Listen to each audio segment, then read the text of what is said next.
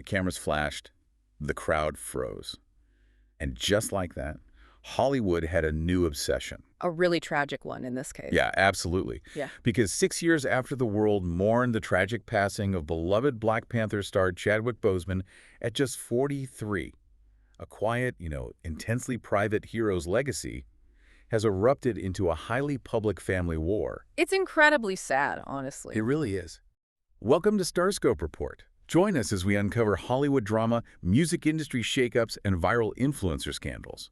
From red carpet surprises to social media controversies, we dive deep into the stories behind the fame. And today's deep dive is definitely one of those stories that's both fascinating and heartbreaking. Exactly, because we are looking at why Chadwick's family just sued his widow. That's the main event today, and we have a massive stack of sources on the desk to help us figure it out. Right. We've got entertainment news reports from Page 6, TMZ, Fashion Times, and even international coverage from OZN. Plus, we're pulling some really crucial legal analysis from the Hackard Law blog and pop culture commentary from YouTube's Campire. It's a really vital mix of perspectives. I mean, we need the legal text to understand the mechanics of, what is actually happening in court. Yeah, and the cultural commentary to understand the human cost of it all.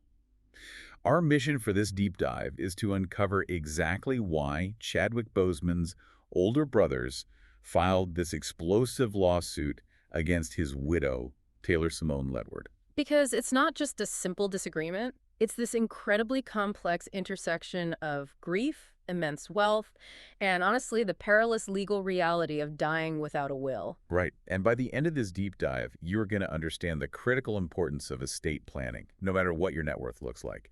Because wealth doesn't insulate you from bureaucracy. It amplifies it. Oh, it amplifies it exponentially. It's a cautionary tale playing out for the entire world to see. Okay, let's unpack this. I'm looking at the timeline of events here, and I am stuck on a really glaring contradiction. Yeah, the timeline is where things are really messy. Right, so let's establish the foundation. Chadwick died of colon cancer in August 2020. And because he died intestate, which is the legal term for dying without a will, a judge eventually had to step in. Right, because there was no legally binding document saying where his assets should go. Exactly. So in 2022, a California judge issued a final order regarding his estate. The order was super specific. The estate, which was valued at around $3.8 million in assets and cash at the time, was to be split. 50% to his widow, Taylor. Yep, and the remaining 50% divided equally between his parents, Leroy and Carolyn Boseman, giving them 25% each. Which, I mean, it seems like a clean resolution on paper, right? The court has spoken, the math is done, the assets are assigned. You would think, but it wasn't a resolution at all. Fast forward to July 17, 2026. Almost 4 years after that supposedly final order, Chadwick's older brothers, Derrick and Kevin, file a lawsuit on behalf of their parents. And this is where it explodes. Yeah, they claim Taylor has still not distributed the inheritance and is exercising unilateral controls over the estate. Here's what I just don't understand, though. How does a legally binding court order just sit in a drawer for 4 years? It's wild, isn't it? It's insane. If a judge orders a split in 2022, how can an estate administrator just ignore it until 2026 without the court stepping in? Well, what's fascinating here is that to understand that delay, we really have to look at the mechanics of California probate court.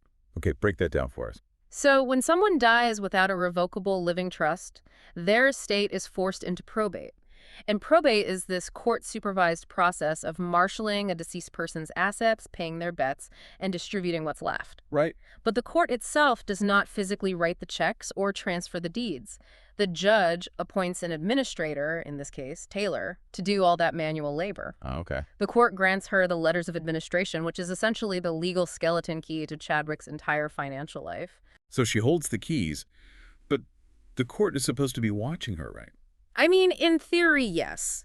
But probate courts, especially in Los Angeles County, are massively, massively backlogged. Right, I've heard that. Yeah, so a judge isn't checking their calendar every month to see if Taylor has mailed a check to Chadwick's parents.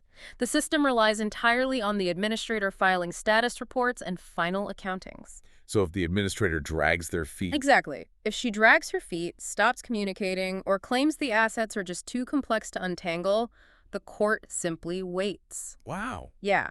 The only mechanism to force action is for the other beneficiaries to hire their own attorneys, go back into that heavily backlogged system, and file a petition to compel the administrator to act. Which takes years. It takes years, and it costs a fortune in legal fees. To put it simply for you listening, dying without a trust is like leaving your family a massive safe full of cash, but forcing them to hire a government contractor to drill it open in the middle of a public town square. That is a perfect analogy. Right.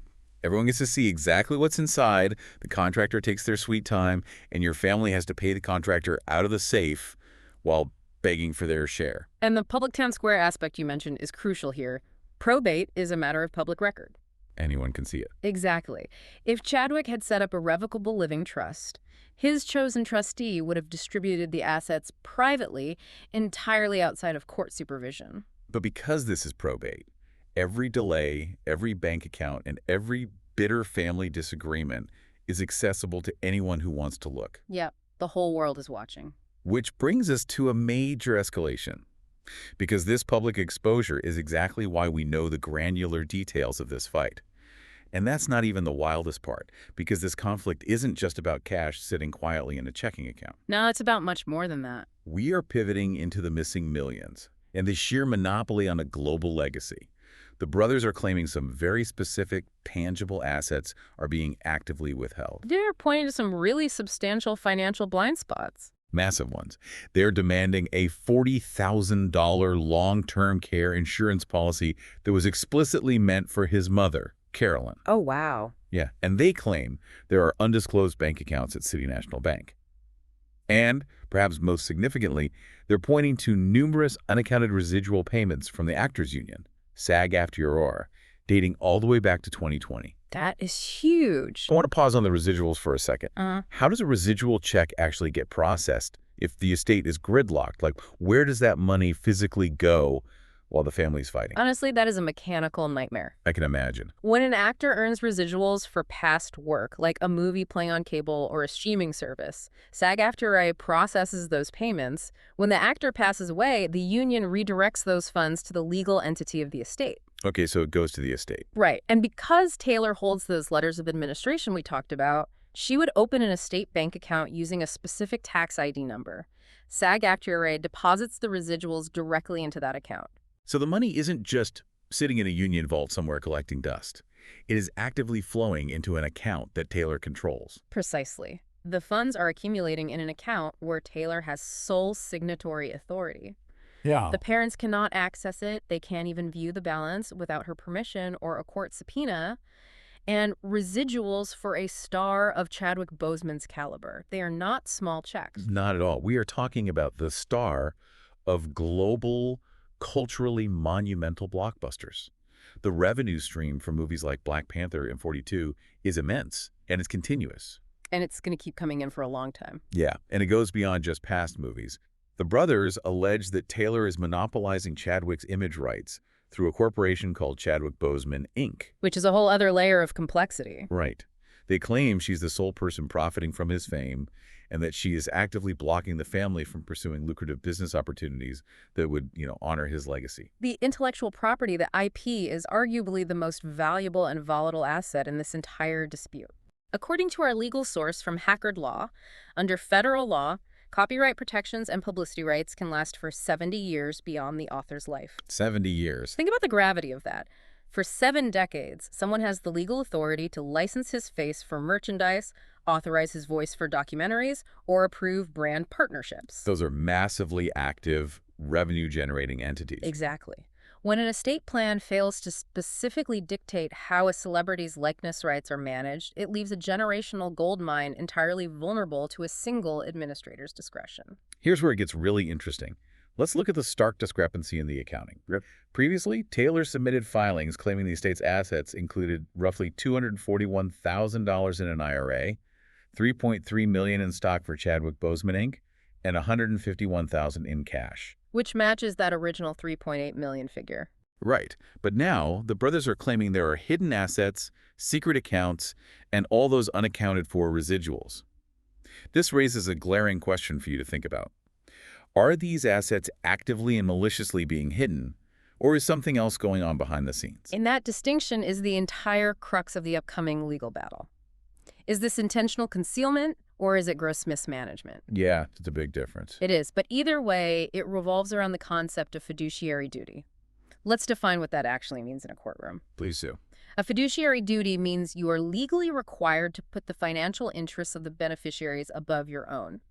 If you find a dollar that belongs to the estate, you can't pocket it. You are legally bound to declare it and hand it over. It's the highest standard of care in the legal system. It is. Failing to transparently disclose assets, failing to provide accounting, or unilaterally blocking business deals without consulting the other heirs is a severe breach of that duty. Even if she didn't mean to. Even then, even if she is just overwhelmed and keeping poor records, creating the appearance of impropriety is enough to trigger a massive legal challenge from the other beneficiaries. If you're loving these Hollywood twists, make sure you're subscribed. We've got even crazier stories ahead, and we don't want you to miss out on any of these deep dives. Definitely hit that subscribe button. Because this psychological angle really forces us to pivot away from the cold, hard legal facts for a second. These aren't just names on a stark legal document. This is a deeply grieving family. Yeah, you can't ignore the human element here. Let's look at the timeline of Chadwick and Taylor's relationship. According to the sources, they started dating around 2015. In 2019, they were engaged. And the engagement story is so sweet. It really is. Taylor told this beautiful story about how they're having a quiet staycation just sitting by the fireplace. She reached for the TV remote under a blanket, and he had placed the ring box right there in her hand. It paints a picture of a couple that valued intense privacy and intimacy far away from the Hollywood machine. And then, tragedy strikes. They were married just 6 days before his passing in August 2020. He fought a grueling 4-year battle with stage 4 colon cancer in absolute secrecy. Just heartbreaking. This brings in a very empathetic perspective from the YouTube pop culture commentator, Kempire. He pointed out something profound regarding the timeline of her grief. Right, about how grief has no expiration date. Exactly. Kempire noted that serving as the administrator of an estate means you have to wake up every single day and do administrative business tasks that constantly remind you that your spouse is dead. You don't get a break from it. You really don't. Yeah. You don't get to step away and heal. You are legally bound to the paperwork of their passing. So Kempire posed a theory. Is it possible she isn't acting out of malice at all? Could it be that she just dropped the ball because she isn't equipped to do high-level business management and is simply paralyzed by grief? This raises an important question, though, because taking on a multi-million-dollar estate with global intellectual property rights is a full-time job for a massive team of seasoned lawyers and forensic accountants. Yeah, it's not a one-person job. Not at all. To expect a grieving widow with no presumed background in IP law or complex financial restructuring to flawlessly execute that role is an immense burden. The idea of paralysis by overwhelm is highly plausible. I hear that, and I have deep sympathy for her loss. But I have a fundamental problem with this framing, just based on the facts in the legal filings. Okay, what's your pushback here? If the grief is genuinely too much to handle, and the business of managing Chadwick Boseman, Inc. is too overwhelming, why hold on to the control so tightly? That's a fair point. Right. If you are paralyzed, you step aside. You resign as administrator. But instead, she is allegedly blocking the parents from getting their court-ordered closure and actively preventing them from pursuing business opportunities. Yeah, that takes effort. Exactly. Maintaining a monopoly on a global brand requires active effort, not just passive paralysis. You are hitting on a debate that estate planners have constantly. It highlights the massive inherent danger of naming a grieving family member as an estate executor or administrator. It's a recipe for disaster. It really is. Kempire actually brought up a brilliant historical comparison to the Michael Jackson estate. When Michael Jackson died, he explicitly did not assign a family member to run his highly complex estate. Really? Yeah, he opted for third-party independent professionals instead. He knew the amount of money on the table, and he knew his family dynamics better than anyone. Exactly. He understood that blending immense wealth, complex intellectual property, and deep family grief is a recipe for absolute toxic gridlock. Yeah, that makes so much sense. By appointing an independent professional, you remove the emotional friction. The professional doesn't grieve. Their only job is to execute the law and the terms of the trust. So it's just business. Purely business. When a family member is in charge, every delayed email, every missing document, and every unreturned phone call isn't viewed as a mere administrative error. It feels like a profound personal betrayal to the other family members. Kevin and Derrick Boseman aren't just suing over money. They're suing because they feel their parents are being emotionally and financially slighted by someone they were supposed to trust. And later in the deep dive, we'll talk about a shocking Hollywood parallel nobody saw coming. But first, that emotional fracture is exactly why the brothers have drawn a definitive line in the sand. They are done waiting. They really are. Knowing the massive financial stakes and the brutal emotional toll on their parents, they have issued an ultimatum to the Los Angeles judge. They aren't asking nicely anymore. What exactly are they demanding? They want Taylor held in contempt of court for ignoring the 2022 distribution order. They are demanding a full, transparent 30-day financial accounting of every single asset, every bank account, and every residual check. And that's just the beginning, right? Right. Crucially, they want her legally barred from signing any major commercial contracts involving Chadwick's name without direct family approval. They are essentially asking the court to strip her of all autonomous power and treat her as a hostile actor. Yeah. And they have a very specific solution in mind. They are asking the judge to permanently replace Taylor with a man named Jason Rubin. He's a private professional fiduciary and a forensic accountant. Oh, wow. Bringing in a forensic accountant changes everything. So what does a forensic accountant actually do when they step into a mess like this? Yeah. How do they untangle 4 years of potential mismanagement? A forensic accountant acts as a financial detective armed with court authority. If Jason Rubin is appointed, the first thing he does is issue subpoenas to every financial institution associated with Chadwick Boseman. So he just demands all the records. Everything. He will subpoena SAG-AFTRA for a complete ledger of every residual issued since August 2020. He will subpoena City National Bank to trace every single transfer in and out of those undisclosed accounts. He's not messing around. Not at all. He isn't just looking at current balances. He is auditing the history of Chadwick Boseman, Inc. to see if funds were commingled with Taylor's personal accounts or improperly invested. That is intense. He reconstructs the financial reality from the ground up, entirely bypassing Taylor's previous ledgers. It's basically an aggressive, comprehensive financial autopsy, and it fits into a much broader, deeply troubling pattern we see in celebrity culture. The Kempire source draws a parallel to another recent pop culture legal battle, the situation with Wendy Williams. Ah, former talk show host, yes. Right. Recently, there was a quiet settlement between Wendy Williams' court-appointed guardians, Sabrina Morrissey, and the A&E Network over a controversial documentary about Williams' health and finances. Oh, I remember that. While guardianship deals with someone who is incapacitated rather than deceased, the underlying theme is identical to the Boseman situation. The machinery of the legal system just totally takes over. Completely. Whether we are talking about Boseman's estate in probate court or Wendy Williams' guardianship in family court, celebrity wealth almost inevitably leads to deeply public, incredibly expensive, and emotionally devastating legal battles over control. It's awful to watch. It is. When there is a lack of clear, private legal structure, like a trust, the courts step in. And the moment the court steps in, the private tragedy becomes a public spectacle, fueling a media circus while the family bleeds money in legal fees. So what does this all mean? I want you to put yourself in the shoes of Leroy and Carolyn Boseman for a second. Yeah, imagine being the parents in this situation. You have suffered the unimaginable, heartbreaking loss of your son, who died at the absolute peak of his life and career. And now, in your twilight years, instead of finding peace, you are forced to watch your remaining family fracture in a public courtroom. It's incredibly cruel. It is. You are fighting for your financial inheritance and your emotional closure, all while the whole world watches the legal maneuvers play out in the press. It's devastating. It is the ultimate tragedy. And if we connect this to the bigger picture, summarizing the ultimate lessons from the hacker law estate sources, this isn't just a problem for Hollywood royalty. Right. It can happen to anyone. A simple will, or having no will at all, leaves your loved ones incredibly vulnerable to this exact machinery.